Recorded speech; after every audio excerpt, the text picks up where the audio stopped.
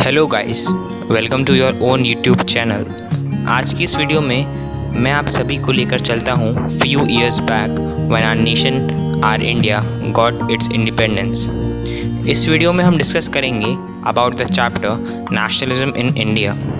I can say कि ये history का वो पार्ट है जो सिर्फ एक चैप्टर तक ही लिमिटेड नहीं बट उससे बहुत ज़्यादा है। And this is one of the most important story that we all should know. तो मैं हूँ आपका दोस्त Akshay and let's begin the journey. Before discussing about what happened during the nationalism of India, I want you to know how this concept originated in the mind and the hearts of Indians. जैसे कि मैंने आपको बताया, मैं origin कि कहाँ से nationalism of India की फीलिंग जो थी, एक जो थॉट था उसका ओरिजिन कहाँ से हुआ या बर्थ कहाँ से हुआ, वो लिंक किस चीज़ से कनेक्टेड था कहीं ना कहीं, तो वो हमें पता चलता है कि the growth of modern nationalism is connected to the anti colonial movement. यानी कि जो मॉडर्न नेशनलिज्म की वो ग्रोथ थी, जिस तरह वो ग्रो कर रहा था, उसकी वजह, उसका रीज़न कहीं ना कहीं एंटी कॉलोनियल मूवमेंट से जुड़ा हुआ था, उससे कनेक्टेड था। अब बात आती है एंटी कॉलोनियल मूवमेंट क्या होता है। तो before explaining this line I want you to know the meaning of anti colonial movement. Anti colonial movement is a movement against imperial rule in a colonized country. यानी कि जो colonise country होती है उसमें जो इम्पीरियल रूल होता है, एक डिक्टेटरशिप रूल होता है, किंगशिप रूल होता है, जो उसके अगेंस्ट जो मूवमेंट करा जाता है, that is called anti colonial movement. Now एक नया वर्ड आ गया, दैट इज़ कॉलोनाइज कंट्री। या फिर कुछ लोगों को पता भी होगा बट बहुत को नहीं भी पता होगा कि कॉलोनाइज कंट्री क्या होती है। Colonize country is a country where the central system of power dominates the surrounding land and its components.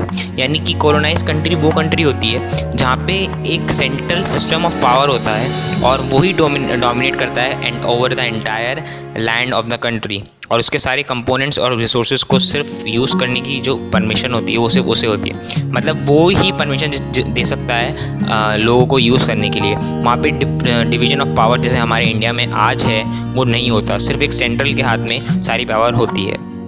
Now, what happens because of the cruel and undignified deeds or behavior of the British, or I should say this imperial rule, the sense of being oppressed under the colonialism provided a shared bond that tie many different groups together.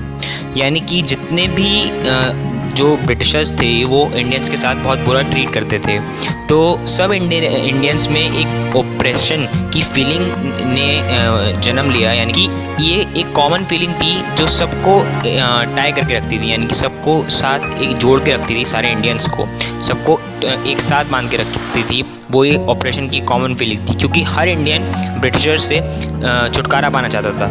तो एक common जो thread जिससे ये सब connected थे, that is operation under colonialism.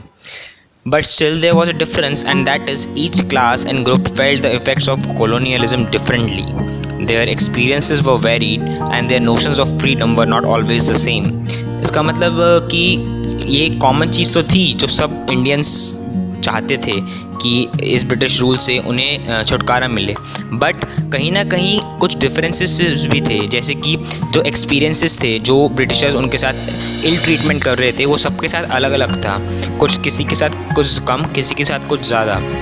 कुछ कहीं ना कहीं जो डिफरेंशिएशन हो रहा था वो नोशंस ऑफ फ्रीडम के बेसिस पे भी हो रहा था। किसी के लिए फ्रीडम का जो एक्चुअल मीनिंग था वो कुछ और था, वहीं दूसरी और किसी और के लिए कुछ और। कोई चाहता था कि उसके जो वेजेस हैं वो बढ़ाए जाएं और वो उसके लिए फ्रीडम होगी, तो दूसरे और लोग चाहते थे कि उन्हें खुली हवा में सांस लेने का एक मौका दिया जाए, यानी कि वो फ्री टू मूव एनीवेयर हो, तो उनके लिए फ्रीडम वो थी। ये कुछ एग्जाम्पल्स हैं मैंने आपको बताए, सबके लिए फ्रीडम का मतलब अलग अलग था। तो यहाँ आके सब इंडियंस की जो फीलिंग है वो अलग अलग हो जाती है, डिफरेंसेस आ जाते हैं उसमें। Now the first Indian party which is the Congress under the Mahatma Gandhi, यानी कि जो हमारे उस टाइम पे एक ही जो पार्टी थी वो थी द कांग्रेस, और वो महात्मा गांधी एक तरह से उसे लीड करते थे। कांग्रेस ने क्या किया, Congress try to unite these groups together within one movement, but the unity did not emerge without conflicts. Conflicts के बिना यूनिटी करना बहुत ही इम्पॉसिबल था, वो हो ही नहीं पा रहा था। कहीं ना कहीं कोई ना कोई कॉन्फ्लिक्ट ज़रूर हो जाता था जब भी यूनिटी की बात होती थी। This is all about, you can say, the intro or some brief description of the time period before the national movement. The topics that we will be discussing in this chapter are the First World War, खिलाफत movement and non cooperation movement. यानी कि जो पहला main topic होगा इस पूरे entire chapter में 4 topics होंगे जो हम पढ़ेंगे। उनमें जो पहला मेन टॉपिक है दैट इज़ द खिलाफत movement, non cooperation movement and the first world war. तो इसमें हम पढ़ेंगे फर्स्ट वर्ल्ड वॉर के क्या इफ़ेक्ट्स थे, खिलाफत मूवमेंट क्या था, कहाँ शुरू हुआ था, क्यों शुरू हुआ था, और नॉन कॉपरेशन मूवमेंट वो किस किस चीज़ से जुड़ा हुआ था। तो non cooperation movement basically includes Gandhi ji's well known idea of satyagraha, जिसे हम सब जानते हैं। उसके बाद इसका सब टॉपिक है वो आता है the British roulette act, the famous British roulette act. Britishers ने एक एक्ट लगाया था, इम्पोज किया था इंडियंस के ऊपर, उसका नाम था रूलेट एक्ट। उसके बारे में भी हम पढ़ेंगे, which was responsible for the deaths of numerous Indians. Next जो हमारा आएगा the famous non cooperation movement started by Gandhi ji. Next हमारा मेन टॉपिक जो आएगा वो आएगा different strands within the movement. In this we will discuss the movement in various regions of a country such as in towns, at countryside and on plantations. कि सबका अलग अलग क्या movement था, जो मूवमेंट चल रहा था पूरे कंट्री में, वो हर रीजन में, कंट्री के हर रीजन में किस किस तरह से हुआ, सब ने उसको किस किस तरह से देखा और किस किस तरह से उसका कंक्लूजन निकाला कि किस किस तरह से वो उनके लिए बेनिफिशियल होगा, वो इसमें पढ़ेंगे। Then we will come across the civil disobedience movement, Gandhi ji's famous salt march.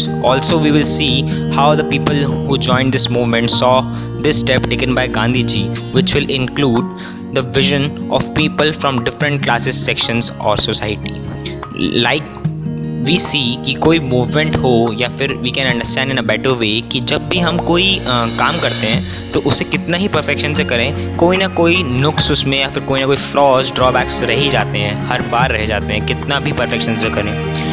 वो डिपेंड करता है कि it may vary from a minute flaw और ड्रॉबैक और to a large, but it exist. Same as we will see the limitations or restrictions or some barriers in the civil disobedience movement. And at last, but not the least, we will discussing about the sense of collective belongingness which tied the entire country into the one, and the means through which the unification of entire country takes place. यानी कि last में जब सब Britishers चले गए थे तो एक सेंस ऑफ कलेक्टिव बिलोंगिंगनेस कि हाँ हम हिंदू मुस्लिम से किसी नहीं, हम इंडियंस हैं, वो फीलिंग का जो डेवलपमेंट हुआ वो कलेक्टिव बिलोंगिंगनेस के कॉन्सेप्ट से हुआ था, जिसकी वजह से unification of country takes place. Believe me, इस चैप्टर में सभी को बहुत इंटरेस्ट आएगा और मे बी जिनको हिस्ट्री बहुत बोरिंग लगती है शायद इस चैप्टर को पढ़कर उन्हें भी हिस्ट्री से प्यार हो जाए और maybe the spirit of nationalism में rise in them. So next video में हम स्टार्ट करेंगे फर्स्ट टॉपिक से, तो प्लीज़ आप सभी वीडियो को लाइक करें, शेयर करें, और अगर आपको लगता है कि जो भी मैंने आपको बताया that is meaningful as well as somewhere beneficial for you, then please do subscribe the channel. Thank you.